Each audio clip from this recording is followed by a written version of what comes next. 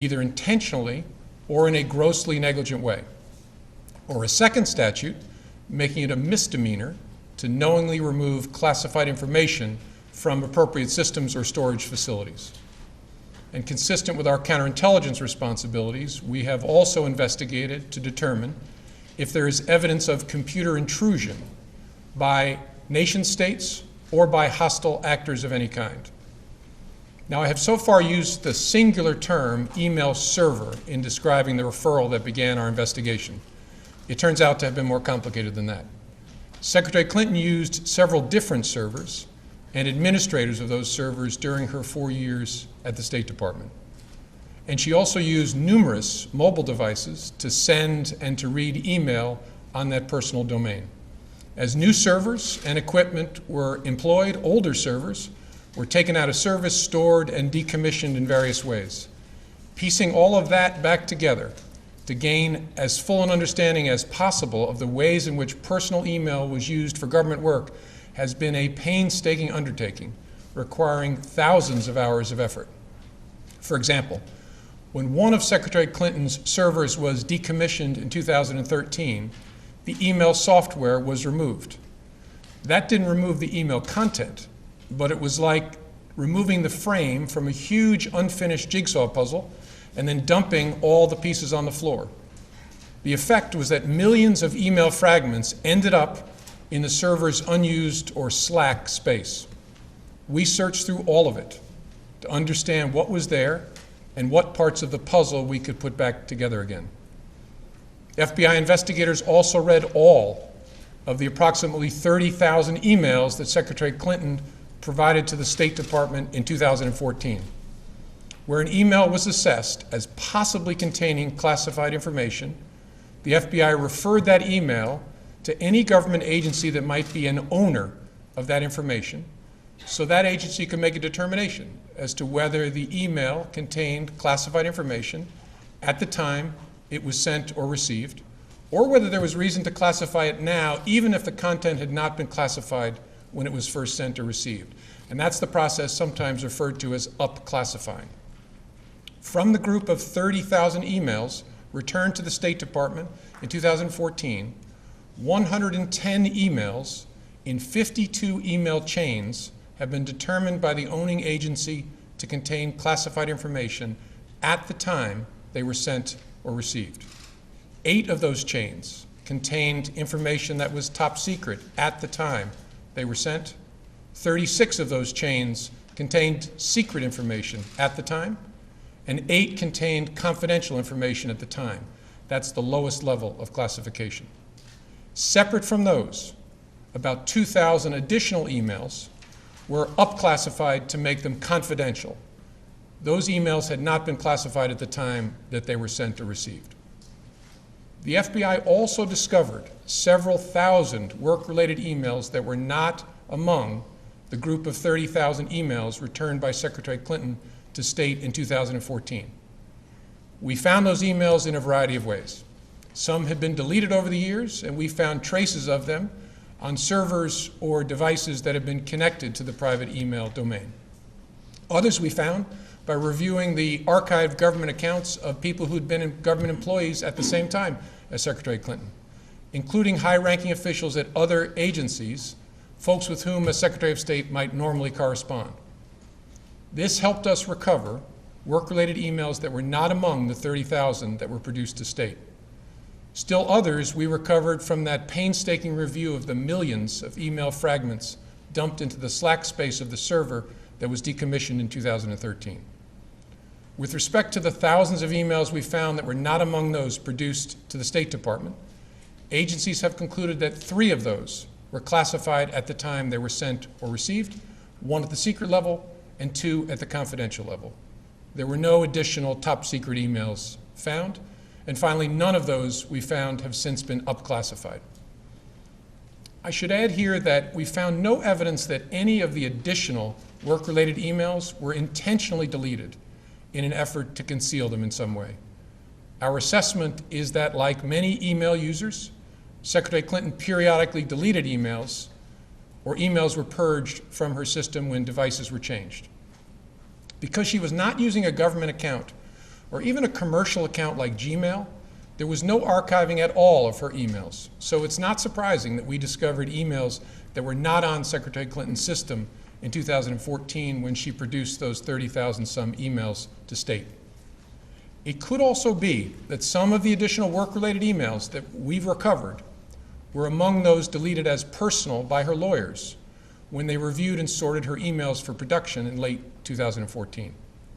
The lawyers doing the sorting for Secretary Clinton in 2014 did not individually read the content of all of her emails as we did for those available to us.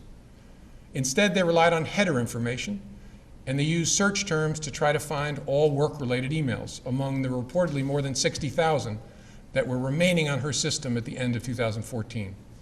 It's highly likely that their search missed some work-related emails and that we later found them, for example, in the mailboxes of other officials or in the Slack space of a server. It's also likely that there are other work-related emails that they did not produce to state and that we did not find elsewhere and that are now gone because they deleted all emails they did not produce to state, and the lawyers then cleaned their devices in such a way as to preclude complete forensic recovery. We have conducted interviews and done technical examination to attempt to understand exactly how that sorting was done by her attorneys. Although we don't have complete visibility because we're not able to fully reconstruct the electronic record of that sorting, we believe our investigation has been sufficient to give us reasonable confidence there was no intentional misconduct in connection with that sorting effort. And of course, in addition to our technical work, we interviewed many people, from those involved in setting up the personal email system and maintaining the various iterations of Secretary Clinton's server, to staff members with whom she corresponded on email, to those involved in the email production to state, and finally, Secretary Clinton herself. Last, we have done extensive work to try to understand what indications there might be of compromise by hostile actors in connection with that personal email system. So that's what we've done. Now let me tell you what we found. Although we did not find clear evidence that Secretary Clinton or her colleagues intended to violate laws governing the handling of classified information, there is evidence that they were extremely careless in their handling of very sensitive, highly classified information. For example, 7 email chains concern matters that were classified at the top secret special access program at the time they were sent and received. Those chains involve Secretary Clinton both sending emails about those matters and receiving emails about those same matters. There is evidence to support a conclusion that any reasonable person in Secretary Clinton's position or in the position of those with whom she was corresponding about those matters should have known that an unclassified system was no place for that conversation. In addition to this highly sensitive information, we also found information that was properly classified as secret by the U.S. intelligence community at the time it was discussed on email. That is, excluding any later up-classified emails.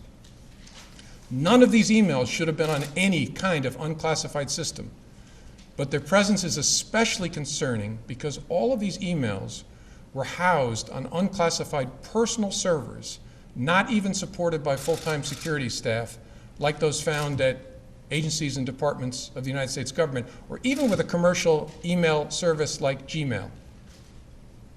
I think it's also important to say something about the marking of classified information. Only a very small number of the emails here containing classified information bore markings that indicated the presence of classified information. But even if information is not marked classified in an email, participants who know or should know that the subject matter is classified are still obligated to protect it. And while not the focus of our investigation, we also developed evidence that the security culture of the State Department, in general, and with respect to the use of unclassified systems in particular, was generally lacking in the kind of care for classified information that's found elsewhere in the U.S. government. With respect to potential computer intrusion by hostile actors, we did not find direct evidence that Secretary Clinton's personal email domain, in its various configurations since 2009, was hacked successfully. But given the nature of the system and of the actors potentially involved, we assess we would be unlikely to see such direct evidence. We do assess that hostile actors gained access to the private commercial email accounts of people with whom Secretary Clinton was in regular contact from her personal account. We also assess that Secretary Clinton's use of a personal email domain was both known by a large number of people and readily apparent. She also used her personal email extensively while outside the United States, including sending and receiving work-related emails in the territory of sophisticated adversaries. Given that combination of factors, we assess it is possible that hostile actors gained access to Secretary Clinton's personal email account. So that's what we found. Finally, with respect to our recommendation to the Department of Justice. In our system, the prosecutors make the decisions about whether charges are appropriate based on evidence that the FBI helps collect. Although we don't normally make public our recommendations to the prosecutors, we frequently make recommendations and engage in productive conversations with prosecutors about what resolution may be appropriate given the evidence. In this case, given the importance of the matter, I think unusual transparency is in order. Although there is evidence of potential violations of the statutes regarding the handling of classified information, our judgment is that no reasonable prosecutor would bring such a case. Prosecutors necessarily weigh a number of factors before deciding whether to bring charges. There are obvious considerations like the strength of the evidence, especially regarding intent. Responsible decisions also consider the context of a person's actions and how similar situations have been handled in the past. In looking back at our investigations into the mishandling or removal of classified information, we cannot find a case that would support bringing criminal charges on these facts.